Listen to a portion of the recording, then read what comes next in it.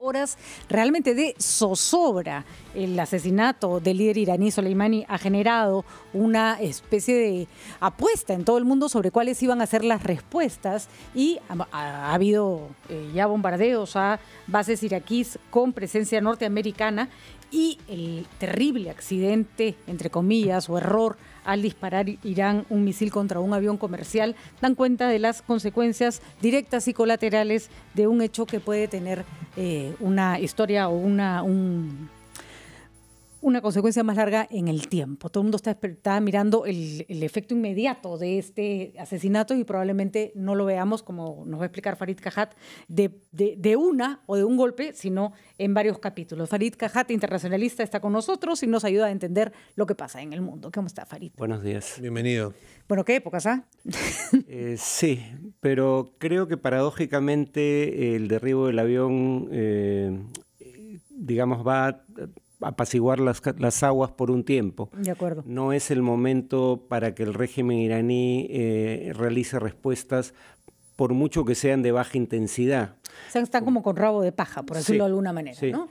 Pero creo que eso va a cambiar hacia mediados de año, cuando acaben las primarias y en la primera etapa de la campaña electoral, asumiendo, creo, de parte del régimen iraní que a Trump no le va a convenir una escalada precisamente en ese momento, en donde los eventuales costos de un enfrentamiento podrían pasarle factura en las elecciones de noviembre.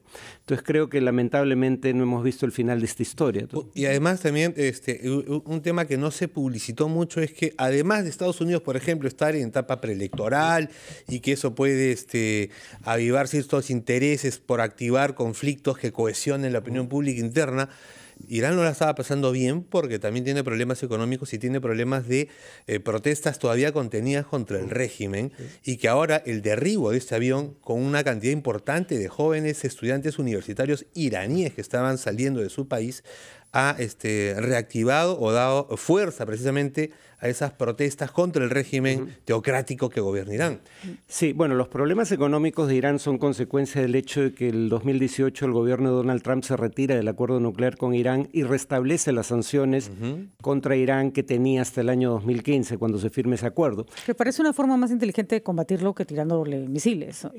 Sí, solo que ya había un acuerdo base sobre la cual se podía construir nuevos acuerdos en temas supérstites, que es lo que alega Trump. No se habían contemplado en el acuerdo nuclear y en lugar de eso tira todo por la borda. Entonces, digamos, pero efectivamente, en todo caso, las sanciones no eran necesariamente una violación flagrante del derecho internacional, como es el asesinar al segundo de un régimen político con el cual no tienes una situación de guerra.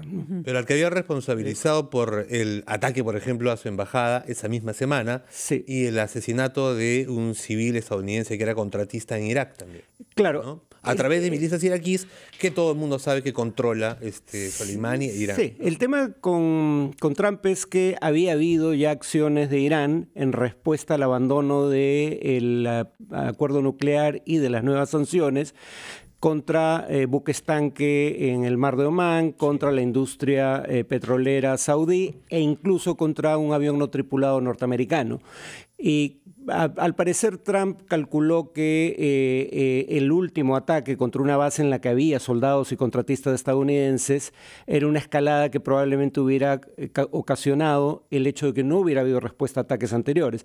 Y lo que marcaría la diferencia es que esta vez hubo un ciudadano estadounidense muerto. Se habló de una respuesta desproporcionada. Recordemos que en ese momento se está debatiendo la legitimidad de haber asesinado a Soleimani por parte del gobierno norteamericano. Y una de las cosas, entiendo, Farid, por favor, corrígeme si me equivoco, que justificaría este asesinato es que se le reconozca como terrorista, ¿no? Bueno, eso es algo que pasó desapercibido, pero efectivamente el gobierno de Estados Unidos calificó a la organización que él dirigía como una organización terrorista, por ende eso lo convertía. La Guardia Revolucionaria. Las fuerzas al-Quds de las Guardias Revolucionarias, la fuerza de élite que actúa en el exterior, fuera de Irán. Dicho sea de paso, eso tiene relación con por qué era popular dentro de Irán, pese a que hay tanta oposición en este momento al régimen iraní, porque él no participaba de la represión interna, él participaba de acciones militares en el exterior, que eran vistas como, por un sector de la población, necesarias para defender los intereses del Estado iraní.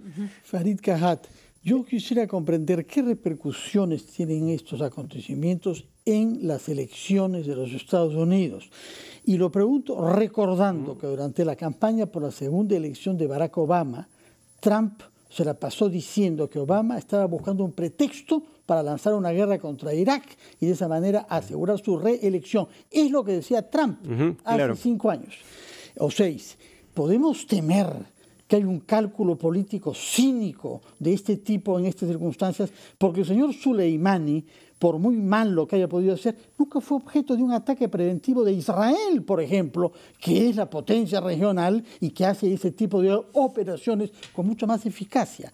¿Qué cosa explica esto? Sobre todo cuando uno ve que en Estados Unidos hay ciertas disensiones. El secretario de Defensa, Mark Esper, ha declarado ayer que no hay evidencia de que Irán esté preparando ahora ataques contra embajadas de Estados Unidos, cosa que ha dicho Trump.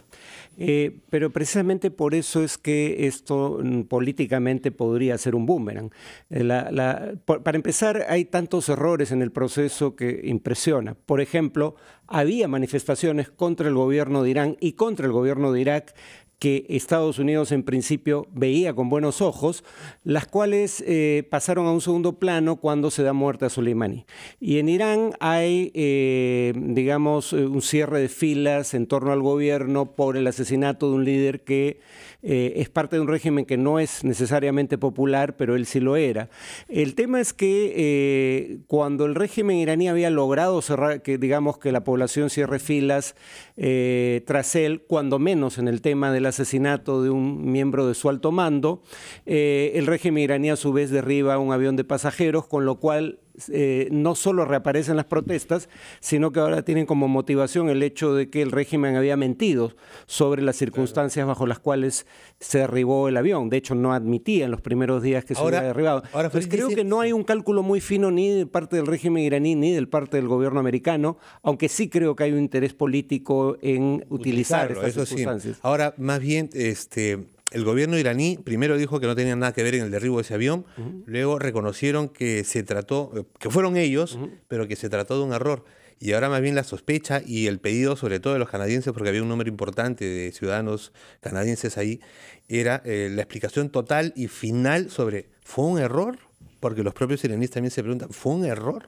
No creo que a Irán le convenga lo que ha ocurrido. Como digo, los reflectores de los medios estaban posando sobre la justificación que había dado Trump, y como se acaba de recordar, su propio secretario de Defensa ha cuestionado la justificación que el presidente de los Estados Unidos da para asesinar a Soleimani. En ese contexto, Irán no le convenía claramente algo como esto. Pero es que tampoco, además, digamos, hay antecedentes. Tampoco son los mejores estrategas, ¿no? Porque recordemos, quien está al frente del régimen iraní es un ayatollah. Bueno, hay una discusión interna en el régimen porque la Guardia Revolucionaria, acusada del derribo, ahora indica que ellos pidieron que se liberara el espacio aéreo iraní de vuelos comerciales. Lo que tenía sentido, por cierto. En un contexto de hostilidades tenía sentido, no se hizo y esta fue la consecuencia.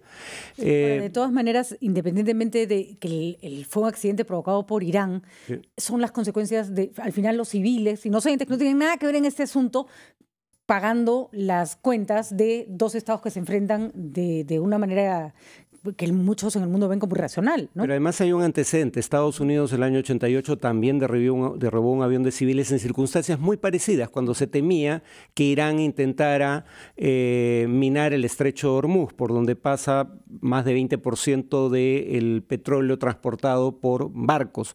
Y claro, esto es importante porque revela que contra el supuesto de algunos autores en mi disciplina, según el cual las guerras son producto de un cálculo racional, hay errores de cálculo que pueden hacer que las guerras escalen más allá de lo que cualquiera de las partes había previsto, como el derribo de aviones comerciales, que, como digo, es un hecho que tiene antecedentes en esta misma región del mundo. O sea, por eso se suele decir, las guerras van de acuerdo a los planes hasta que se dispara el primer tiro. Exacto. De ahí en adelante uno está en terra ignota. Se te fueron los planes al cacho. ¿Qué posibilidades de represalia, cuando se dice ahorita no va a responder Irán porque el contexto no es el apropiado, vamos a ver esta respuesta más militar de misiles o podemos ver una respuesta más de tipo terrorista, es decir, de bombas y de ataques en Europa que, por cierto, han disminuido considerablemente. Sí. No, Irán ha sido enemigo del Estado Islámico, que Sí. es el que ocasionó esos ataques en Europa. Soleimani y Estados Unidos lo combatían, además, ¿no? Cada uno por su lado, ¿no? Sí, y coordinaban, digamos, Claro, incluso coordinaban. Irán y sus aliados en tierra eran la infantería que ocupaba el territorio que abandonaba el Estado Islámico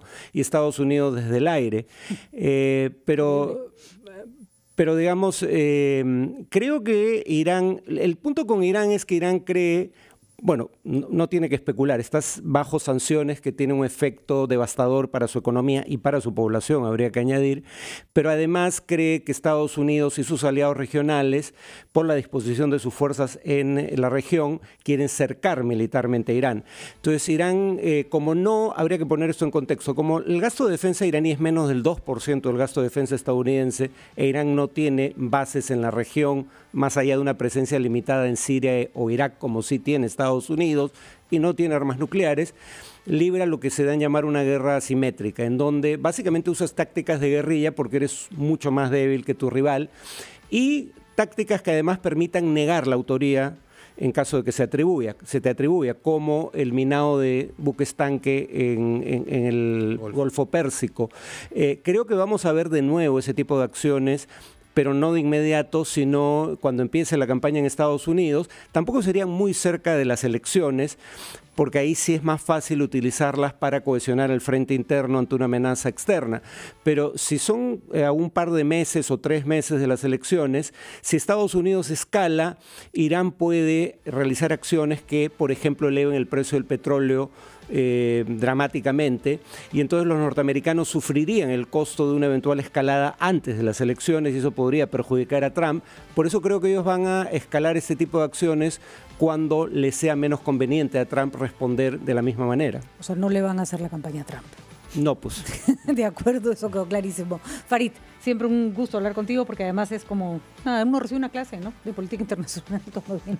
Y eso es una manera, la manera más didáctica de poder entender estas cosas que ocurren tan lejos y que afectan a todo el mundo. Muchísimas gracias por encajarte con nosotros.